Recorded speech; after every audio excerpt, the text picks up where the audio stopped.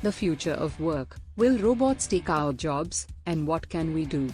As technology continues to advance at an unprecedented pace, the future of work is a topic of great concern for many. One of the biggest questions on everyone's minds is whether robots will take over our jobs and what can be done to mitigate the potential impact on the workforce. The impact of robots on jobs and employment. The rise of automation and artificial intelligence. There is a growing concern about the displacement of jobs traditionally performed by humans. Many industries, such as manufacturing, transportation, and customer service, are already seeing the impact of machines replacing human workers. Adapting to the changing workforce. One key strategy is to focus on developing skills that are in high demand and less susceptible to automation.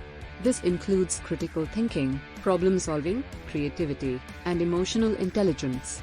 Maintaining job security in the age of automation.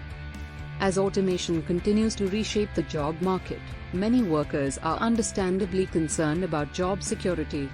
However, adopting a growth mindset and being open to continuous learning and upskilling can help individuals stay relevant and adaptable in a rapidly changing environment. Conclusion. In conclusion, the future of work is undeniably being shaped by robots, automation, and artificial intelligence.